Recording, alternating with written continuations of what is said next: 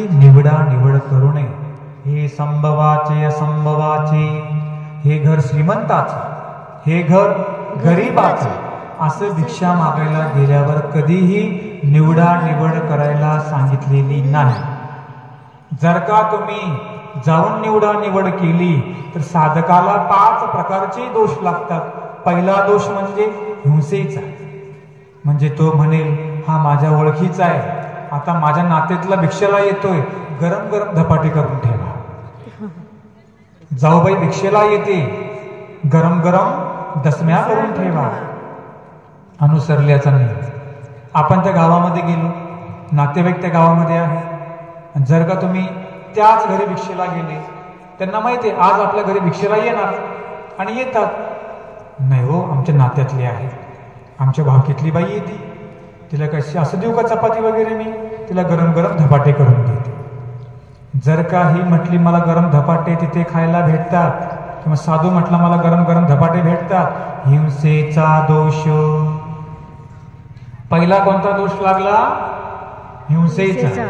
चूल कोणासाठी पेटवली? तिच्यासाठी पेटवली, दोष हिंसेचा आला.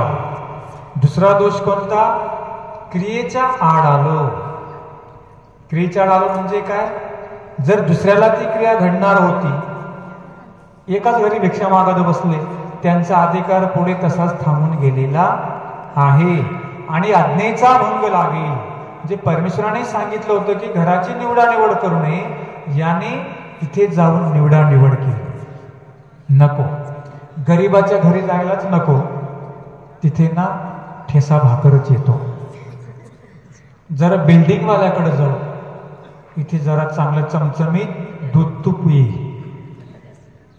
जर का नियमाचा भंग करून भिक्षा घेतली तर ज्याने तो पदार्थ आणला त्याला जाड्डे येते.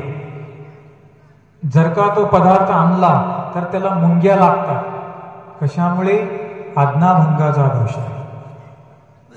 3 चुका घडल्या की नाही, आणि स्वतंत्र विधीचा निर्माता झाला. यांनी स्वतःच्या इच्छेने वेगळा विधी निर्माण केला. कोणता? घर निवडा निवड सुरू केली. म्हणून असा कधीही भेदभाव करायला सांगितलेला नाही. जसा भिक्षेमध्ये नाही करायला सांगितला, तसा साधूलाही भेदभाव करायला सांगितलेला नाही. मोठे यजमान दिसतात, जा तिकडे 100 रुपये भेटते, असं चालेल का?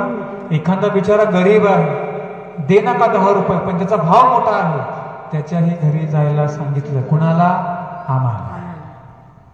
जर का आम्ही निवडा निवड केली, नाही हा पाटील 100 रुपये लावतो, हा फाटका हा 10 रुपये लावतो, यांच्याच घरी जाऊ, चांगली व्यवस्था होईल. जर का निवडा निवड केली, आम्हाला सुद्धा त्या क्रियेचा काय लागतो? दोष लागत असतो. मी तुम्हाला सांगितलं तिथं माफी कुणालाच नाही, जे तुम्हाला नाही असे आम्हाला पण नाही.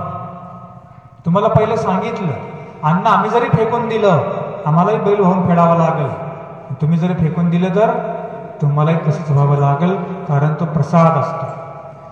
हो, ते बिचारे घासातला घास काढून देतात. जर आम्ही ते अन्न इकडून टाकून दिलं, ते काय आमचे शत्रू आहेत का?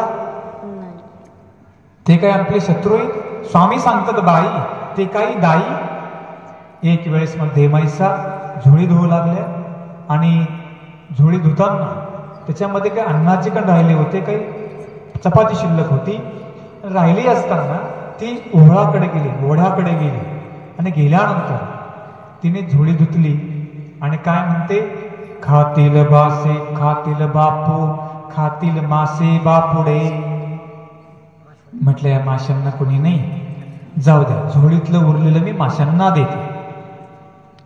आणवा या गावचं चरित्र आहे. स्वामी सांगतात, बाई जैसे मासे तैसे तुम्ही. तुमची तुमची आणि माशाची बरोबरी आहे का? ते भिक्षांना ते कसं म्हणाले? पवित्राचं पवित्र आहे, देणाऱ्याने पवित्र भावनेने तुम्हाला दिलं, आणि घेणाऱ्याने सुद्धा ते पवित्र भावनेनेच घेतलं पाहिजे. मग तेच अन्न का? स्वयंपाकातलं अन्न असेल किंवा कुठलं अन्न छत्रातलं अन्न असेल, ते सुद्धा भिक्षेचं अन्न असतं.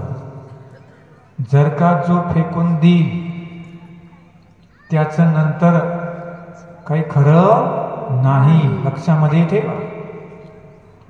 म्हणून तुम्ही पाहिलं असेल आमचे जे साधक असतात ते पात्र सुद्धा धुवून पितात. आणि तुमच्यातले चांगले अर्ध्या भाकरी खरकट्यामध्ये एवढं चांगलं फेकून देतात. बरोबर सांगते आजी. त्या भाजी आवडलीच नाही, दिली वाटी ढकलून.